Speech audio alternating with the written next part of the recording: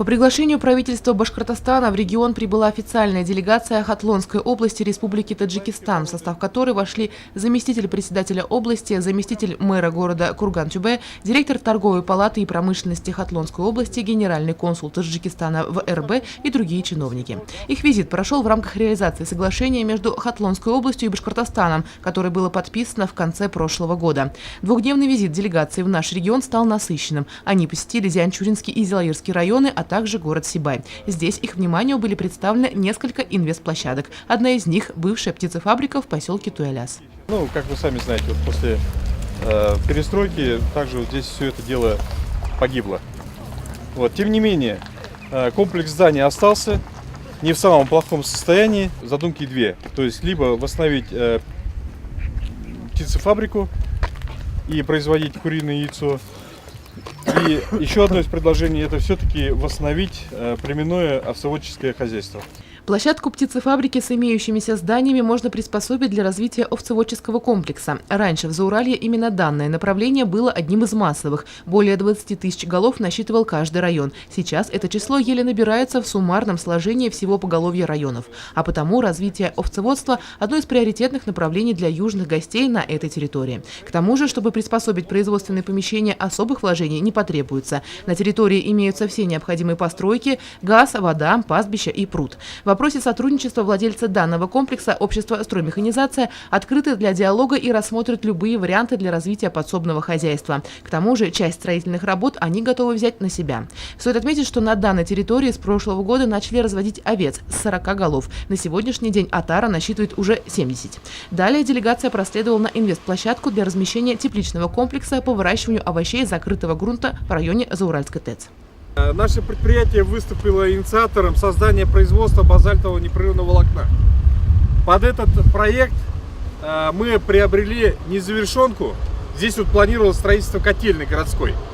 Но так как впоследствии было принято решение об строительстве Зауральской ТЭЦ, который сейчас потребности города закрывает полностью по теплу, этот объект заморозили. И он просто стоял в течение нескольких лет. Мы его приобрели именно для этого производства. У базальтового производства предполагается большое выделение тепла, которое либо уйдет в атмосферу, либо его можно будет пустить в дело. Как пример, использовать для создания тепличного хозяйства на территории более 6 гектар. Следующим пунктом в программе пребывания официальной делегации из Таджикистана стало посещение здания бывшей швейной фабрики. Целый этаж сегодня находится в замороженном состоянии. Оборудованные швейные цеха простаивают уже не один год. Первый этаж складское, второй этаж раскроенное производство, третий этаж здесь стояло 7 потоков швейных. Мы работали на армии. Был заказ, было все хорошо. Затем, когда я приобрел вот это здание вместе с производственными мощностями, у нас работало 250 швеев. Мы 4 года работали на российские железные дороги. В связи с нестабильной экономической ситуацией прошлого десятилетия швейное производство пришлось остановить. На сегодняшний день здесь работают лишь несколько человек, занимающихся пошивом мусульманской одежды. По итогам осмотра инвестиционных площадок Сибая в конференц-зале администрации города состоялось совещание по подведению итогов визита делегации из Республики Таджикистан с участием заместителя премьер-министра правительства республики, руководителя аппарата правительства Илшата Тажидинова. За круглым столом участники диалога поблагодарили друг друга за активное сотрудничество и задали интересующие вопросы. Гостей в первую очередь заинтересовала реализация товаров и предоставление различных субсидий для развития производств. Им пояснили, что Зауралье, включающее в себя 7 муниципальных районов и город Сибай, расположен в удобной экономической зоне. Рядом находятся Челябинская, Оренбургская области, Республики Татарстан и Казахстан, а это несомненный плюс для инвесторов. К тому же, если они решат вложить свои средства в развитие производств, программа субсидирования может быть рассмотрена специально под выбранный вид деятельности. В целом, обе стороны остались довольны проведенной встречей. Я думаю, что в дальнейшем наши вот эти планы будут реализуемы в жизнь, и наше сотрудничество будет идти на том уровне, который мы хотим. Какие-то предложения отдельно заинтересовали? Но отдельно я хочу сказать, что у нас было 17 предложений, 17 совместных предложений. У нас все уже запротоколировано, что вот кто с кем будет контактировать. Но у нас мы сейчас в основном у нас предложение основное, что мы хотим приобрести отсюда нефтепродукты и поставить сюда ранние овощи. Сейчас на данное время в нашей области, Хатлонской области, уже созрело, мы уже собираем урожай раннего лука. Нигде этого сейчас нет. Очень большой урожай. Поэтому у нас есть уже, мы хотели, чтобы мы уже договорились, что, может быть, скоро, в ближайшем будущем, делегация Башкортостана поедет к нам, чтобы заключить договора и поставить сюда сельхозпродукцию, продовольственную продукцию.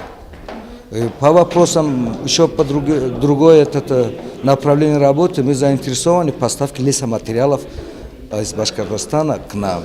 И еще хотим, чтобы при возможности можно было бы нашим предпринимателям здесь арендовать лес, и чтобы сюда же подключить рабочую силу нашу. Вы же знаете, у нас избыток рабочей силы, здесь нехватка рабочей силы. Стоит отметить, что накануне визита в наш город в правительстве Башкортостана было подписано соглашение о сотрудничестве между Торгово-промышленной палатой Хатлонской области Республики Таджикистан и Торгово-промышленной палатой нашего региона, благодаря чему будет производиться обмен информацией по интересующим их вопросам, оказывается содействие в организации взаимовыгодной торговли, будут создаваться совместные предприятия и проведение маркетинговых исследований. Кроме того, они будут предоставлять друг другу информацию о законодательных актах в области внешнеэкономической деятельности, таможенного оформления грузов, размеров экспорта, импортных пошлин и лицензирования. Все эти аспекты имеют важное значение для организации бизнеса и дальнейшего сотрудничества. Елена Афанасьева, Дамир Хайбуллин, Любовь Карпова, телекомпания СТВ.